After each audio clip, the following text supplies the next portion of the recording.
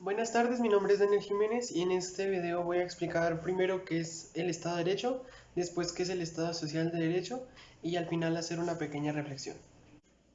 Primero voy a hablar del Estado de Derecho. El Estado de Derecho se da históricamente después de la Revolución Francesa, ya en la Edad Moderna, después de ganar esta lucha en búsqueda de la libertad de las personas y de los derechos. Y también se da a partir del pensamiento filosófico, el estado teórico del pensamiento filosófico de Locke, de Hobbes y posteriormente de los aportes de Kant, que se van a explicar más adelante. Un Estado de Derecho por definición, se opone al derecho despótico. Y en el Estado de Derecho se asegura que el individuo tenga libertades, tenga derechos y toda la ley se hace alrededor de defender esas cosas. El objetivo del Estado de Derecho es promover las libertades individuales para garantizar los derechos y promover la igualdad de todos los ciudadanos ante la ley. La necesidad de crear un Estado de Derecho se da después de las críticas a las monarquías absolutas, en donde el rey tenía total control sobre la sociedad y todo lo que era su voluntad se hacía ley. Es decir, su poder era ilimitado.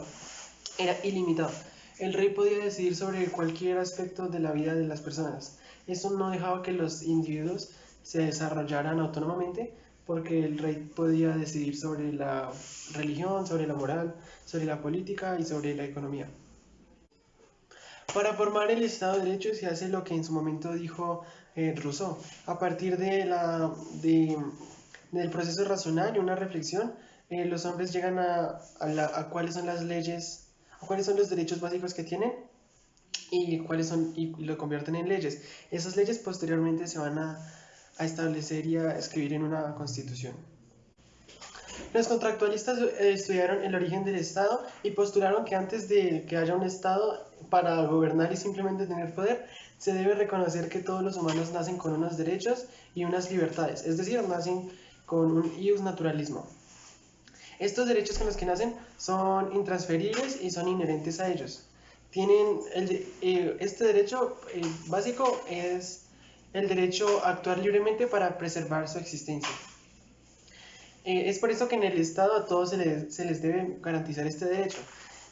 Debe ser una identidad cuyo deber sea garantizar que todos tengan el mismo derecho y que sean iguales. En el Estado de Derecho se puede tener un solo gobernante, pero el poder se debe separar en tres ramas que se regulen mutuamente y para que el poder no se concentre en una sola persona. También para que haya más participación en la toma de decisiones y que todas las decisiones estén dentro de la legalidad. Estas son la rama ejecutiva, legislativa y judicial. Con su obra, Kant hizo aportes acerca de la libertad humana, la igualdad jurídica y la autolegislación pública. Los individuos a través de la razón generan sus propias leyes y se las autoimponen para cumplirlas. Y con la democracia eligen al gobernador que las debe hacer cumplir. Ahora voy a hablar sobre qué es un Estado social de derecho. El Estado social de derecho se da en el contexto histórico de la revolución industrial, porque de ahí surge pues todo el capitalismo, de la burguesía, del proletariado, de las clases sociales y de los partidos políticos. Es decir, se da en la aparición política de la clase trabajadora y pues que se organiza en sindicatos y en partidos. También a partir de la ideología socialista de Carlos Marx y los movimientos obreros de Ferdinand Lassalle. A partir de ahí se llevaron luchas y procesos históricos que nos llevaron a que se reconocieran los derechos sociales de los que gozamos hoy.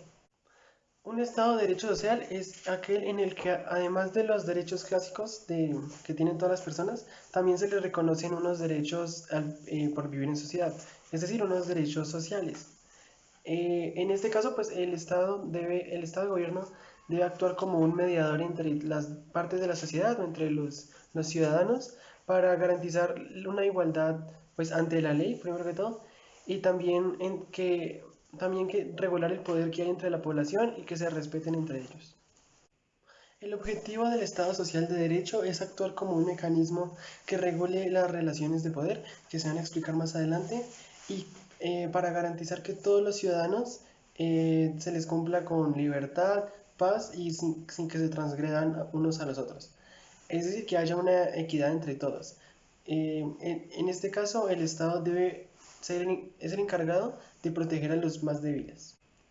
El Estado social de derecho surge como una respuesta al Estado social porque en este se le garantizaba la libertad y la individualidad a las personas, pero no atendía a las desigualdades sociales que habían entre ellos. En ese Estado se reconocía que todos tenían los mismos derechos, pero muchas veces no se les cumplía. Ahora, la crítica que se le hace al Estado social de derecho es que, por ejemplo, en muchas constituciones de estos estados aparece que todos tienen un mismo derecho a la educación de calidad, pero en realidad no siempre se les cumple. Esa es como la crítica que le hacen a los estados sociales de derecho. ¿De qué sirve que se reconozcan todos esos derechos sociales si finalmente no se van a cumplir? Las relaciones de poder son las diferencias de poder que tienen los ciudadanos cuando se relacionan entre ellos o cuando interactúan, debido a que algunos tienen más privilegios que otros o son más fuertes, mientras que los otros son más vulnerables. Lo que terminaría en que los más fuertes intenten imponer su voluntad sobre los demás, muchas veces provocando que se le vulneren los derechos.